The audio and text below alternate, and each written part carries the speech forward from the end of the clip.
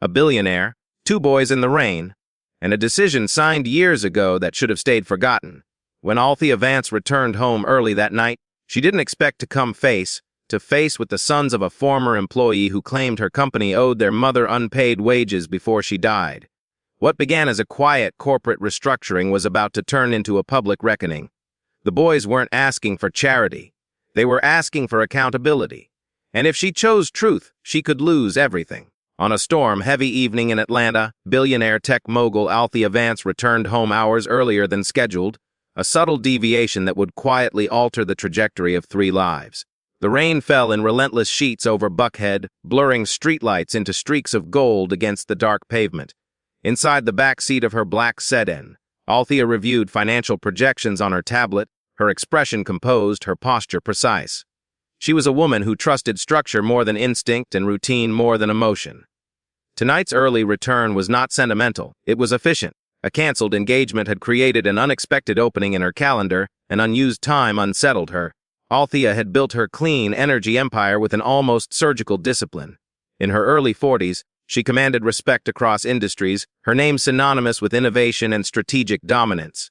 She funded scholarships, appeared on magazine covers, and spoke confidently about sustainable futures. Yet beneath the polished exterior lived a carefully managed detachment. She had risen from modest beginnings and learned quickly that emotional vulnerability was a liability. Control became her armor. Success became her insulation. Her estate reflected that philosophy. Iron gates guarded the entrance with quiet authority, security cameras scanned every angle, and marble corridors inside the mansion echoed with controlled silence. The property did not invite chaos, it repelled it. Even the landscaping appeared disciplined, trimmed into precise symmetry. The storm outside felt like a challenge to that order. Rain battered the gates and pooled along the driveway as if testing the limits of power and permanence. As the car approached the entrance, security monitors inside flickered with motion alerts. Headlights illuminated 2 figures standing just beyond the iron bars. They were young, unmoving, soaked entirely through. Malik Carter, 14, stood slightly ahead, shoulders squared despite the cold rain weighing down his jacket. Beside him, 9-year-old Jalen Brooks remained close, instinctively anchored to his brother's steadiness. They were not shouting. They were not attempting to climb the gate. They simply stood there, enduring the storm with quiet resolve. Years earlier, their mother had worked inside these gates as a housekeeper during a phase of corporate restructuring. Her termination had been processed among dozens of others, a brief entry in a larger strategy. For the boys, however, that moment had marked the beginning of instability. Now, beneath security lights that cast sharp shadows across wet pavement, their presence formed a stark visual contrast: wealth protected behind iron and stone, poverty exposed to cold rain. From inside the vehicle, Althea observed the security feed. Something about Malik's posture unsettled her. There was a familiarity in his refusal to bow under discomfort, a memory she had buried beneath boardrooms and balance sheets. It stirred a hesitation she had not felt in years. Security requested instructions. Protocol demanded removal. Instead, after a pause that felt heavier than it should have, Althea instructed the gates to open. As they parted slowly under the roar of the storm, she stepped out of her car and into the rain herself, breaking a rule she had never questioned before and moving toward a confrontation that would test more than her authority. The boys were not standing in the rain by accident. They had come searching for something that had once been taken from them, something less visible than money yet heavy enough to shape their future. Malik Carter had planned this night carefully. At 14, he had already learned that waiting for fairness rarely produced results. He understood patterns, paperwork, and silence. What he did not understand was how a system could erase effort so easily. Standing outside the iron gates of Althea Vance's estate was not rebellion, it was intention. Malik carried quiet anger, but it was disciplined, refined by responsibility. Since their mother's health declined, he had stepped into roles most teenagers never consider. He monitored bills, managed school transfers, and shielded his younger brother from the sharper edges of instability. Jalen Brooks, only 9, trusted Malik without hesitation. Jalen's sensitivity made him observant. He noticed shifts in tone, the weight of overdue notices, the way their mother forced optimism even when exhaustion framed her face. He did not question why they were here tonight. If Malik believed this place held answers, that was enough. Years earlier, Renee Carter had worked inside these gates as a housekeeper during a corporate expansion. The job had represented stability and pride. When cost-cutting measures swept through the company, her termination arrived abruptly. Soon after, Renee fell ill. Medical bills accumulated quickly and insurance complications intensified the strain. Eviction followed within months. Malik remembered the night they packed their belongings into borrowed boxes, his mother insisting it was temporary. It never was. Malik had discovered documents weeks earlier while searching for identification papers. Inside a worn folder were pay stubs and printed emails referencing overtime discrepancies. There were notes in Renee's handwriting, calculations in the margins, and a formal grievance that appeared unanswered. Malik did not pretend to understand corporate hierarchies completely, but he understood that signatures carried authority. If compensation had been withheld, someone at the top had allowed it. The mansion before him symbolized that authority. He was not there to beg. He would never beg. He was there to demand recognition of a debt that had altered their lives. The storm intensified the emotional contrast. Rain soaked through thin fabric while security lights cast harsh illumination over their silhouettes. Behind the gates, warmth glowed from tall windows. The disparity felt deliberate, almost staged by fate. Malik refused to step back when headlights fixed on him. Pride held him steady. Jalen leaned closer but did not retreat. From inside her vehicle, Althea Vance watched the footage. Malik's stillness unsettled her because it mirrored something from her own past, a younger version of herself refusing to be dismissed. The surname Carter registered slowly in her thoughts, tugging at a memory she had not revisited in years. Questions surfaced uninvited. Had she personally authorized Renee's termination during restructuring? Had details been overlooked in the pursuit of efficiency? What else had unfolded within her company beyond her attention? When Althea instructed security to step aside and began walking toward the boys herself, the air shifted. Rain blurred the edges of power and vulnerability. As she heard the name Renee Carter spoken aloud and recognition settled fully in her expression, a fracture appeared beneath her composure, signaling that this encounter would expose more than anyone standing in that storm was prepared to face. Althea Vance had built her empire on precision and control. But buried beneath quarterly reports and global expansions was a decision she had once considered insignificant. Years earlier, during a period of aggressive growth, she had authorized sweeping restructuring measures designed to stabilize investor confidence. Departments were consolidated, budgets trimmed, and layoffs processed in batches too large for personal review. She had trusted her executive team to handle the human details while she focused on scaling the vision. Efficiency required delegation, and delegation required distance. At the time, she believed distance was strength. Standing in the rain now, facing Malik Carter's unwavering gaze, fragments of that distant period resurfaced with uncomfortable clarity. Renee Carter's name had appeared among dozens of others in termination summaries forwarded for executive approval. The document had framed reductions as necessary recalibrations. Althea remembered signing digitally, believing she was safeguarding the company's future. What she had not examined closely, what she had chosen not to pause over, were the individual stories attached to those names. Later reports about internal grievances had been filtered through management layers, condensed into neutral language that rarely reached her desk. What she did not know then, or perhaps did not push to know, was that Renee had filed a formal complaint regarding unpaid overtime compensation.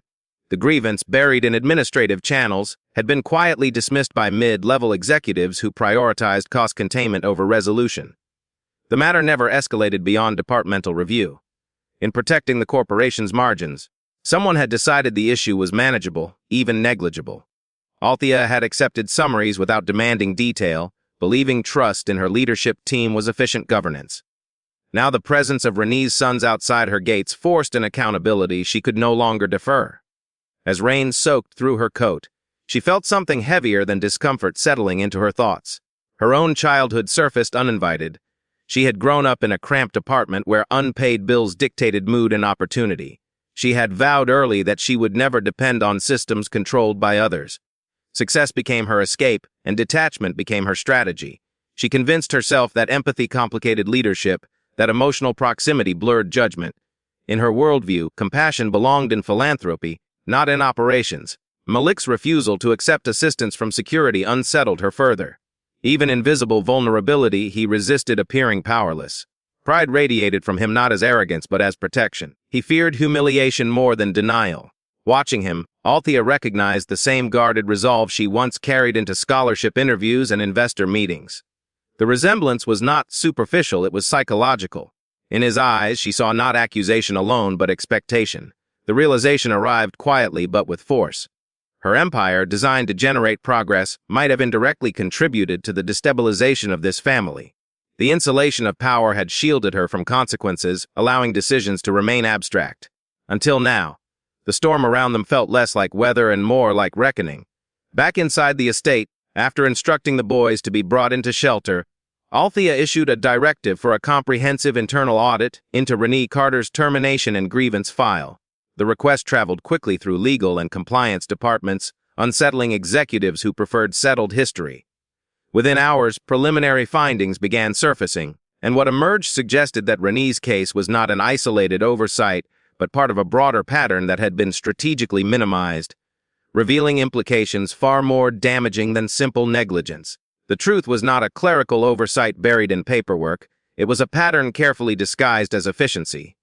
Within 48 hours of ordering the internal audit, Althea Vance received preliminary findings that shifted the ground beneath her carefully constructed empire.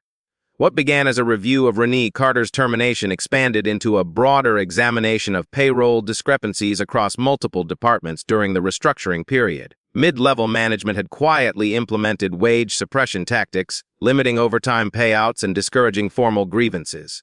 Complaints had been redirected, minimized, or resolved through internal settlements designed to prevent escalation. The strategy protected quarterly earnings and preserved shareholder confidence, but it did so at a human cost that never appeared on financial statements. Althea read the report alone in her private study, the marble fireplace casting steady light across pages that felt heavier than their weight. She understood immediately what exposure would mean. Public acknowledgement could trigger lawsuits, regulatory scrutiny, and significant financial loss. Investors who valued her decisiveness might reinterpret transparency as weakness. Silence, on the other hand, offered containment. The issues could be quietly settled, policies adjusted discreetly, and reputation preserved. It would not be the first time a corporation chose discretion over disclosure. Pressure arrived swiftly. Board members framed the findings as manageable risk, urging careful language and limited acknowledgement. Legal advisors emphasized liability exposure, recommending internal corrections without broad admission. Simultaneously, a security image of two boys standing in the rain outside her estate surfaced online, sparking media curiosity about their connection to her company. Narratives began forming without her input, speculation attaching emotion to wealth in ways she could not fully control. Meanwhile, Malik and Jalen remained temporarily in the estate's guest quarters while arrangements were discussed. The proximity was uncomfortable in ways that no boardroom confrontation had ever been. The boys moved cautiously through hallways lined with artwork and glass fixtures, their quiet presence transforming the space. Wealth no longer felt abstract, it felt comparative. Malik maintained guarded composure, accepting hospitality without surrendering dignity. Jalen observed everything with restrained curiosity. Their existence within her home dismantled the distance Althea once relied upon. As deeper layers of the audit unfolded, a realization struck with unexpected force. The suppressed overtime payments and delayed grievance resolutions had not merely been financial discrepancies. In Renee Carter's case, withheld wages and disrupted benefits may have accelerated medical neglect, delaying treatments she could not afford once stability collapsed. The connection was indirect yet undeniable. Silence within corporate walls had rippled outward into personal hardship. The insulation of power had delayed consequences, but it had not erased them. For the first time in years, Althea confronted the flaw in her long-held belief that detachment equaled strength. Success without accountability felt hollow, its shine dulled by unseen damage. Redemption, she understood now, would not be symbolic. It would require measurable sacrifice. Late that evening, after consultations ended and the estate quieted, Althea drafted the framework of a public statement acknowledging systemic failures within her company. The decision carried risk capable of destabilizing stock value and leadership authority alike. As she prepared to address investors, regulators, and the public, she knew that once spoken, her words would fracture the protective silence that had sustained her empire, setting in motion consequences she could no longer contain. Sometimes redemption requires public loss before private peace, and Althea Vance understood that the moment she stepped before the cameras. The statement she delivered was measured but unmistakable. She acknowledged systemic payroll failures within her company, accepted executive responsibility, and confirmed that internal investigations had revealed patterns of misconduct during prior restructuring. She did not dilute the language. She did not shift blame downward. In less than 15 minutes, she dismantled years of carefully protected corporate image. The reaction was immediate and unforgiving. Markets responded with volatility as stock prices dropped sharply within hours of the announcement. Financial analysts questioned leadership stability. Investors who once praised her decisiveness now interpreted transparency as strategic miscalculation. News networks replayed segments of her statement repeatedly, framing it as either courageous accountability or catastrophic self-sabotage. Headlines debated whether she was protecting employees or protecting herself. Inside the boardroom, tension sharpened. Several members privately discussed leadership transition scenarios, concerned that prolonged scrutiny could erode shareholder confidence. Legal advisors recalculated exposure estimates as claims from former employees began surfacing. The company's public relations team worked continuously to manage messaging, but control no longer felt absolute. The narrative had escaped the building. Online commentary intensified the scrutiny. Some voices applauded her willingness to confront wrongdoing, while others questioned timing and motive. Critics suggested the presence of two boys outside her estate had forced her hand, portraying her decision as damage control rather than moral clarity. Authenticity became the battleground. Every past interview and philanthropic gesture was re-examined through suspicion. Within the estate, Malik observed developments with guarded skepticism. He followed news updates on borrowed devices, analyzing commentary with the same discipline he once applied to his mother's paperwork. He did not allow hope to move faster than evidence. To him, apologies without structural change were performances. He suspected this could be image repair disguised as justice. Trust, he believed, required sacrifice visible beyond headlines. Althea anticipated that doubt. Rather than offering symbolic assistance to Malik and Jalen alone, she announced the formation of a comprehensive restitution fund for all employees affected by wage discrepancies during the restructuring period. The fund would be independently audited and financed directly from executive equity holdings, including her own shares. Renee Carter's case would be reviewed first, not as charity, but as part of a broader correction. The distinction mattered. This was not a gift, it was restitution. The financial impact was substantial. Billions in market value evaporated within days, and the long-term implications remained uncertain. Redemption carried measurable cost. Yet beneath the turbulence, Althea felt a clarity she had not experienced in years.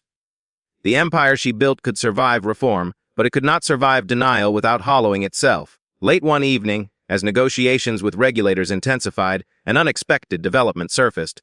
A former executive implicated in the payroll suppression strategy contacted legal counsel with a warning. If the investigation continued publicly, he claimed he possessed information from Althea's early expansion years that could damage her credibility and leadership legacy. The threat did not involve violence, but it promised exposure. And for the first time since choosing transparency, Althea faced a question more dangerous than financial loss: how much of her own past was she willing to risk uncovering? Redemption attracts resistance, especially when it threatens those who once benefited from silence.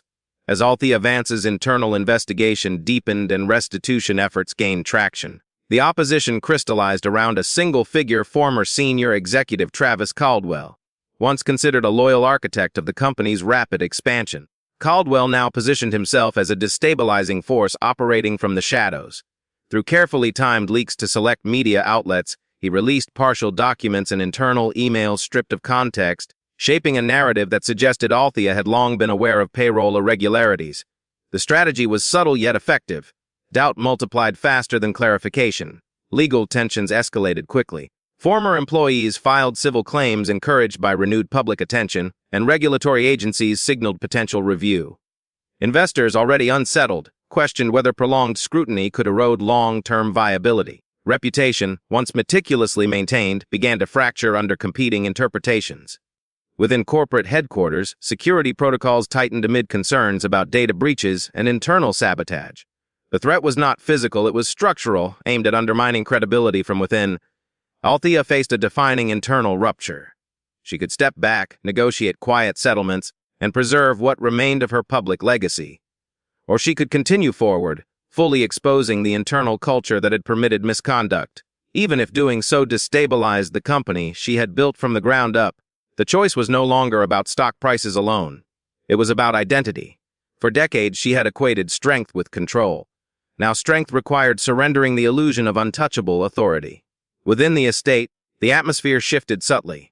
Malik observed developments closely, noting that restitution funds were being processed and independent auditors publicly named. Transparency was no longer rhetorical, it was procedural. His skepticism began to soften, though caution remained. He noticed that Althea did not retreat when criticism intensified. She attended regulatory hearings personally and allowed investigative journalists access to compliance reports.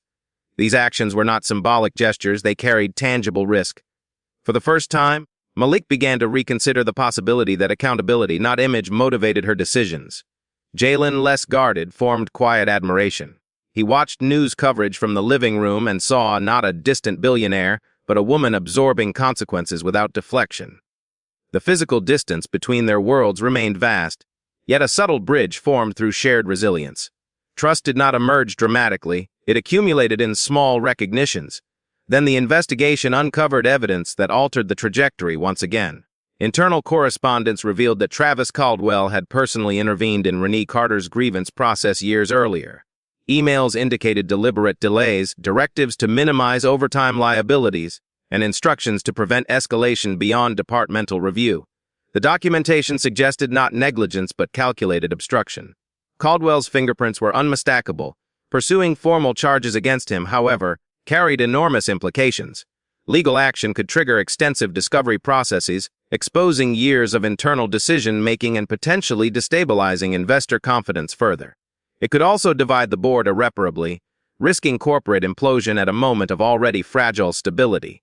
As Althea reviewed the evidence late into the night, she understood that the next move would determine not only Caldwell's fate but the survival of her empire. And the cost of choosing truth over preservation was about to rise again. True power is revealed in what one is willing to lose, and Althea Vance finally understood that authority meant little without consequence. After reviewing the documented evidence tying Travis Caldwell directly to the suppression of employee grievances, she authorized full legal pursuit despite explicit warnings from council and board members. The decision was neither impulsive nor emotional. It was deliberate.